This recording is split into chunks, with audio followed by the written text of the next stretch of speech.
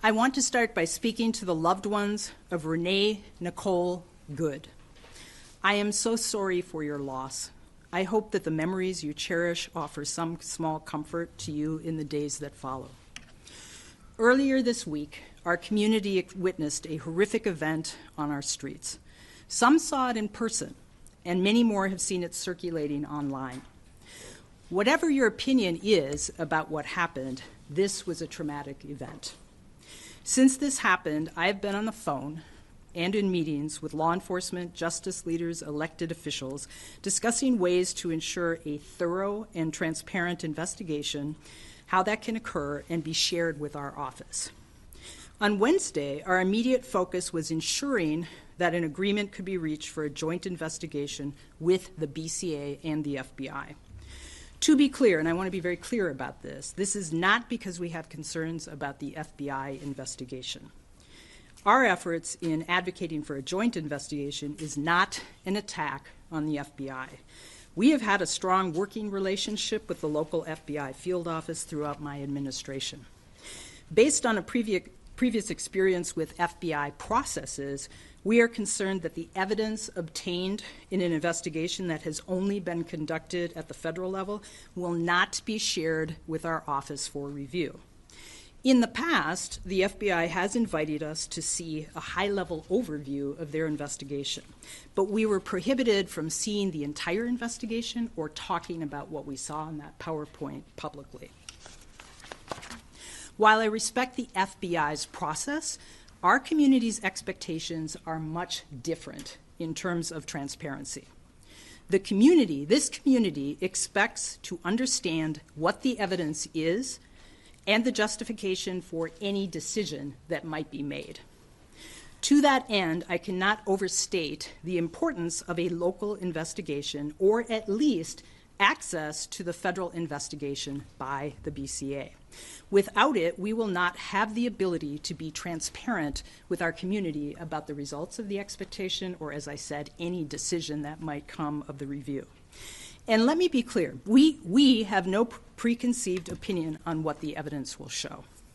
Making a charging or decline decision in an officer-involved case requires us to evaluate the evidence in the context of complicated legal issues. For that reason, we cannot reach a conclusion about any outcome here. Our goal must be to ensure that a thorough investigation is completed at the local level so that our community can have transparency. We do not yet know if there will be sufficient evidence without the FBI case file to even make a charging decision. The FBI currently has, for example, Ms. Good's car, the shell casing, and witness interviews. The FBI has taken the car, and so any forensic analysis that comes from that would not be available to us unless they were sharing that. To be clear, when a state investigation happens by the BCA or any local agency, they submit the case to our office for evaluation of potential charges. The BCA does not make recommendations about what we should be doing. They simply submit the entire case file to us, and our legal professionals take a look at it and decide what the appropriate action is. That is the normal process that we've had here since about 2020. Law enforcement investigates, our office reviews to determine if there is enough evidence to even make a decision. And if there is evidence to review, we have jurisdiction to make that decision. So let me be clear here. We do have jurisdiction to make this decision that happened in this case where her life was taken in Hennepin County. It does not matter that it was a federal law enforcement agent. To be sure, there are complex legal issues involved when a federal law enforcement officer is involved. But the law is clear. We do have jurisdiction to make this decision. We cannot make any decision, however, if there is not evidence submitted to our office. So we are moving forward in collaboration with the Attorney General's office and the BCA to preserve any evidence and ensure that it can be reviewed. To that end, we are asking those in our community who have information or who have video or photos of the event to submit that information to our office. We are providing a secure link where people can submit this evidence. The link can be accessed using the QR code, which is displayed on the screen beside me. The link will also be posted on our website, hennepinattorney.org. Along with the evidence itself, we are asking people to provide contact information so investigators can follow up. Because it is important to collect and preserve evidence properly, we ask people to provide accurate and complete information on the form on our website. I know our community wants fast answers. I know this city feels again as if it is at the center of a national fight as you are processing everything that is happening here. And I wish I could promise a swift decision and the resolution that you want, but I cannot promise you that right now. Here is what I can promise you. Our offices will work together and have been working together on this and will continue to do so. We will continue to work around the clock to preserve, gather, and review as much evidence as we possibly can. We will be transparent with you to the degree that we can. We know that there will continue to be many questions. This is an active investigation, and I do not want to jeopardize any future decisions or processes, so there are likely to be many questions that we cannot answer right now. We know what our job is. It's not to play politics, but to ensure a thorough investigation, seek justice, and to be fair to all involved. And we are committed to doing that. Here's our Attorney General, Keith Ellison. Thank you, County Attorney Moriarty. Thank you for gathering us today. I just want to be perfectly clear.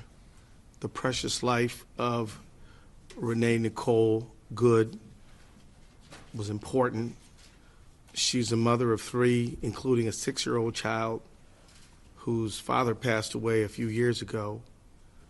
She died trying to be a legal assistant to legal observer to look out for the interests of the most vulnerable members of our community.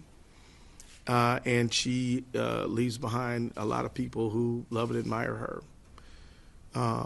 There's a lot of people who have a very big interest in this case, including the officers involved.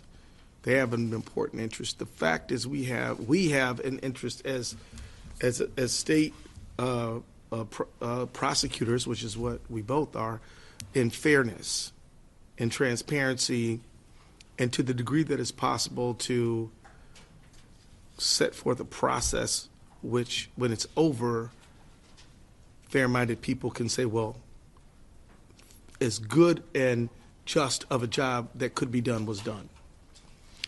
I think I agree with County Attorney Moriarty. There is no conclusion that anyone can reach in good faith at this time, because there's too much evidence still to be evaluated.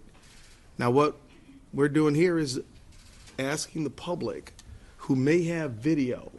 There may be people who were on the scene, who saw what happened, who have some type of evidence that they feel bears on what the truth is in this case, and they can use that QR code as this evidence submission portal. The evidence will go to the Minnesota BCA, who will gather it.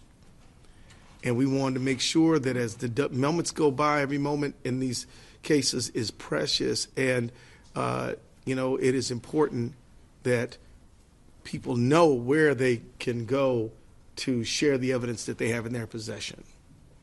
And so that's the idea here. So I know if you are someone who has direct information and you have information that you feel should be shared, please use this portal and share that information. Don't judge for yourself whether it's very important or not very important. Let the people who are evaluating and gathering the evidence make that decision. But if you have information bearing on the outcome of this matter in any way, please share it. And I will say, many of you in the press may ask the question, is this a state investigation? Well, gathering evidence is certainly a component of an investigation. We are going to do the best that we can do for the public, knowing that the current posture of the federal, and this is not a critique of them, it's just a statement of fact, the current posture is that the investigation is one that the feds want to do without state involvement. And so we still know that there's evidence out there, and we want to make sure it gets gathered and collected, and we'll deal with those other matters of joint versus exclusive later. But as for now, we want to make sure the evidence that may be out there in the public lands where it should. And so with that, I guess, any other comments to be made? No, Yeah. questions? Yes. One, please, one at a time. You said the BCA is saving evidence with you, so what is the BCA's role here, and what do you make of their claim that they can't do an investigation anymore? Well, so the question has to do with what is the BCA's role here. The BCA had already, as you know, there was an agreement to do a joint investigation with the FBI. So that had started. So that much the BCA has done. They are currently typing up those reports. They will certainly share those with us. Their role in this will be to collect and catalog all the information that we get here. I want to emphasize, this isn't about one department or anything. As the Attorney General said, this is about all of us at a state level working together on behalf of Minnesotans who expect all of us to be able to work together to come up with transparency in whatever a decision might be. Ms. Moran, Yes. Two questions actually. Sure. Just to clarify, so the BCA, because of the initial agreement with the FBI, do they have the totality of whatever forensic crime scene evidence that was gathered? Is that already in the custody of the state?